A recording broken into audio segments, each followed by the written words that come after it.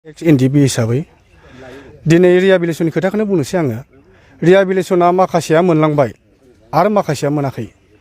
बेखौनो बे सारमोना जेनेबा फेरेंगा सारमोन, गबिन्द सारमोन बिसोरो थगायनाय बायदि जागासिनो 100% बिसोर थगायखानायबो जाखादों। नैबे अक्ट'बर मासाव होनायमोन बिसोरना, अक्ट'बरा थांबाय, नभेम्बर फैबाय, नभेम्बरा थांबाय, नै डिसेम्बर रानिं सोलिगासिनो। बेखौ आरो इसिबां 2022आवनो बियो होनो गोनांमोन रिहेबिलिटेसनखौ, दासिमबो बिसोरो होआखै। बिसोर थगायना दोनबाय थानाय बायदि जाहैदों। बिसोरो जोंनि बिफा रखम जानानै दं, गबिन्द सार आरो फेरेंगा सारमोना। फिसाफोरखौथ' एसे नायफिननांगौ ना, नायफिनाबा बोरै जागोन बोरै लोंगोन जों। फारसेखै दरमाहा गैया, फारसेखै रिहेबिलिटेसन मोनाखै, फारसेखै आरो जेबो बिजनेस आरि मावनो जोंहा एक्स एनडिबिआर फैसायानो गैया। बेखौ जोङो बांद्रायखौ लामा नायबाय थाला, जोङो सावरायजोब्बाय मोनब्रै गटजों, मोनब्रै फेक्सनजों। जोङो बेखौ होआबा, डिसेम्बरनि गेजेरावनो होआबाथाय जोङो नायबाय थाला। मोनसे डेम'क्रेटिक आन्दलनखौ जों खालामथारगोनानो। जों सेक्रेटारि अफिसखौबो जथेगोन आरो डिसिनावबो जोङो थांनानै आन्दलन खालामहैगोन। अब्लासो जोंखौ बुजिगोन सारमोनहा। जों आरो खौसेयैनो जोङो एबार रायज्लायखाजोब्बाय, डेम'क्रेटिक जों आन्दलनखौ जों खालामथारगोन आरो खालामथारगोन। बेखौ बे रिहेबिलिटेसननि खोथाखौ जों बुंबाय थाया। जोंहाबो मोनसे थांखि दं, टारगेट दं। बिनि थाखाय जोङो बे रिहेबिलिटेसनखौ नैबे डिसेम्बरनि गेजेरावनो होआबाथाय जोंबो लामा नायला। बे एनडिबिनो जोङो सोमावसारगोन। एक्स एनडिबिआबो मामुलि नङा, गोदोनि एक्स एनडिबिसो, दानि एक्स एनडिबि नङा। जोंहाबो पावार दं, मोन्थाय दं। दफायाव थानायखौसो जोङो बुंदों। दफायाव बे लिरखानाय दं 4 लाखआ। मा खायसेनो होनाय खायसेनो होयि बेथ' जानो हाया। होनांगोन, बयनोबो होनांगोन। बयहाबो मोन्थाय दं मोननायनि। बेखौ लाखुमानानै लाब गैया। बेखौ होनानै क्लियार खालामनांगौ डिसेम्बर मासाव, आरो नङाबा जोङो डेम'क्रेटिक आन्दलनखौ खालामथारगोन। जोङो सावरायखाबाय। बेखिनियाव आंहा 600नि आप दं, 600नि लानजाय दं, 600 बेसेबांबा बेखौ आं मिथिथ'ला। बेखौ होजोबथारनांगौ सारमोना। बे 600नि बेसेबांबा दं, बेयाव लानजाय दंबायो। बेखौ फोजोबनानै डिसेम्बरनि गेजेरावनो फोजोबथारनांगौ।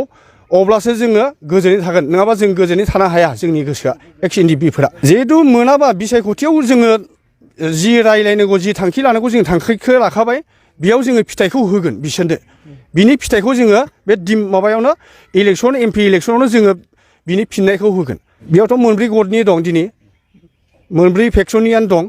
जों रायज्लायनानै जों जमा जादों दिनै बे डिजिनेटेड केम्पआव। नाथाय बेखौ जोङो लामाखौ नायबाय थाला आरो इसेबां जोङो बेखौ गोब्रामबाय थाला। जों जि रायज्लायनांगौ डिसिसन लादों, बेखौ डिसिसनखौ लाखाबाय। ओमफ्राय बेयाव जोङो बे डिसि अफिसखौबो जोङो आन्दलन खालामहैगोन आरो सेक्रेटारि अफिसखौबो जों आन्दलन खालामहैगोन। जेंनायाथ' बिराद माबा जानानै दं, गाज्रियावनो दङ बर्थमान। दा आङो एक्स एनडिबि जानानै आरो गासै लोगो RS गासिबो जों जयै दिनै प्रेस मिट लादों। मानो होननानै बुङोबा लिडारफोरा जोंनि गांनाय उखैनाय बै समाव खोथा बुंदोंमोन, बयबो समान मेगनजों नायगोन लिडारफोरनि साननायाव बिदि बुंदोंमोन। दा राजनितिकआव फैबाय, राजनितिक फैनानै जेन'बा गाव गावनि गाज्रियाव थानो थाखाय बिसोरो होगोन होननानै खोथाखौ बुङो। आगस्टआव होनायनि खोथा दंमोन, बेबो गैया। आरो डिसेम्बराव होनायनि खोथा दंमोन, दा डिसेम्बरनि बे खोथाबा होगोन होननायनि खोथायाबो दा जायाखै। दासिमबो जोङो मोनाखै। लिस्ट जाखाबाय होनो, भेरिफाइडबो जाखाबाय होनो, होसिगोन खालि बे होसिगोनैनो थालांगासिनो दं आरो जोंना अलरेडि। जों दा IC गोदान फैबानो थानाफ्राव जों दासिमबो हाजिर जानांगौ जायो। मानो होनोबा दंना गैया, अबेबा खालामदों ना मादों, अबेबा आफादाव हाबदों नामा, जों बिजि जानानै दङ दासिमबो। जोंखौ बिराद सासपेक्ट होयो आरो दासिम सरखाराबो बेबायदि आरोबाव मोनसे खोथाबाव, जोंनि बे फेरेंगा सारा आरो गबिन्द सारा जोंखौ मा खोथा बुङो, बिसोरो नोंसोरो 4 लाखनि थाखाय नाङाखै बेबायदि खोथाबो बुङो जोंखौ। मानो होनबा मानो खोथा होआ, मानो होखो दस्रानो?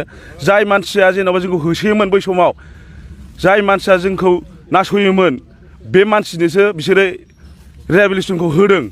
दा जाय बिथिगर जेन'बा आफाराव दङ, गोदोनिफ्राय खस्थ' मोननाय, गोदोनिफ्राय बुग्लिजानाय, गोदोनिफ्राय नासयजानाय, जाय आफाराव खस्थ' खालामनानै दिनैसिम दङ, बे मानसिया मोननायनि लामायाव गैया। मानि थाखाय? बेखौ जोंनो सारमोननिफ्राय फिननाय नांगौ आरो सारमोनहा माला जोंनि थाखाय होनांगौ दायथ' दङ बेखौ होयो आं बेखौ बुंनानै दोनथ'नाय जाबाय। जों खोनानाय बायदियाव जेनेबा सारमोनहा गावसोरनि खुगाजोंनो बुंदों डिसेम्बराव होगोन, होआखै दासिमबो जोङो खबरखौ मोनाखै। दा डिसेम्बर फैबाय नेयैनो आगस्ट'आव होनायनिबो खोथा दंमोन। आगस्ट' 15 आगस्ट' खालिनो होनायनिबो बुंदोंमोन बिसोरो, नाथाय गैया, थगायबाय। आरो नेनो थिननाय बे डिसेम्बरावसो जासिगोन, एबार डिसेम्बराव होजोबसिगोननो। बेबो नै दा डिसेम्बराव सफैबाय, दा होनायनि खुगायानो गैया माथो दासिमबो। जों बे डिसेम्बरनि गेजेरावनो जोङो मोननो लुबैयो, जेन'बा ओरैनो 15 थारिख बा 20 थारिखसोनि गेजेरावनो जोङो मोननो लुबैयो। जेंनाया बेनो जे जोङो एनडिएफबि फि हिसाबै जोङो माखासे एक्स ग्रेसिया रिहेबिलिटेसन जों मोनाखै। बिनि थाखायनो जोङो दिनैनि थारिखआव जोङो अल फेक्सन हिसाबै माने जाय रिहेबिलिटेसन जों मोनै गोजा जों ज' जादों। दा बे मोनैखौनो लानानै जोङो सरखारनिसिम जों दाबि खालामदों जे जेसेबांनाखि रिहेबिलिटेसन होबावनांगौ दङ बा एसेबां माने भेरिफाइड जानानै दङ, बे भेरिफाइडखौ तदन्त खालामलायनानै जाहाथे जोंनि बे मोननांगौ जानाखि डिमान्ड, बे डिमान्डफोरखौ जाहाथे गभर्नमेन्टआ सिदान्थ लालायलायनानै थाब जाहाथे रिहेबिलिटेसनखौ होयो। जों बेनि सायाव गोख्रों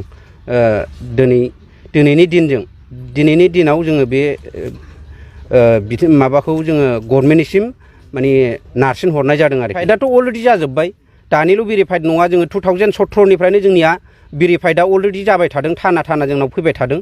बिनि थाखायनो जोंहा भेरिफाइड जाखानाय हिसाबै, भेरिफाइडआव दङ हिसाबै जों बे लिस्ट बायदियैनो जाहाथे जोंहा जानाखि मोननांगौ बा गभर्नमेन्टआ होनो इसु लाखानाय हिसाबै जाहाथे जोङो बेखौ मोननो हायो। बिनि थाखाय जों गभर्नमेन्टनिसिम दाबि खालामदों। खोथायाथ' होगासिनो दङ। दिनै खोथा होनाय हिसाबै गभर्नमेन्टनि जानाखि बे रिहेबिलिटेसन होनायनि जि बिबान मोनदों, बे बिबान मोननाया जाहैबाय जोंहा एसनिफ्राय फेरेंगा सार दङ, आनिफ्राय पि ग्रुपनिफ्राय गबिन्द बसुमतारी दङ। बिनि थाखायनो बिथांमोना थाबैनो जुदि बे बिबानखौ मोनदोंबा बे बिबानखौ मावनांगौ आरो थाबैनो रिहेबिलिटेसनखौ होनांगौ। बिथांमोननिसिमबो आङो गोख्रोङै जोङो दिनै एनडिएफबि हिसाबै बा एक्स ग्रेसियाखौ मोननांगौ खाथाराव जोङो दिनै बे मोननांगौखौ जोङो दाबि खालामदों। फाइदाथ' बहुद दङ, माने तदन्त जानाय हिसाबै जोङो दा मिथिदों जे 600 बेसेबांबा जनल' जोङो मिथिदों, खिन्थु भेरिफाइडआ बुरजा दंबायो। बे मोनफुङैखौथ' बुंनो थाङोबा माखासे बे मोनफुङैया लिडारफोरनि सारमोननि जेनेबा बे मावनायखौ जोङो मानोना गोख्रों नुहुराखै, बिनिखायनो बे मोनफुङैखौ जों नुहुरदों। मानोना सारमोना नभेम्बर डिसेम्बर होलांबाय थाबाय खोथाखौ, दाथ' नै डिसेम्बरानो मोनफैबाय, दासिमबो जोङो बे होनायनि बेलायाव जेबो खौरांखौनो मोनाखै। बेनिखायनो जोङो गोख्रों मोनसे राहा लानाय जागोन। मानोना जों होआबा माबा मोनसे बेबस्था लानाय जागोन। बेनिखायनो आङो बेखिनिखौ बुंनानै एसेयावनो दोनथ'नाय जाबाय।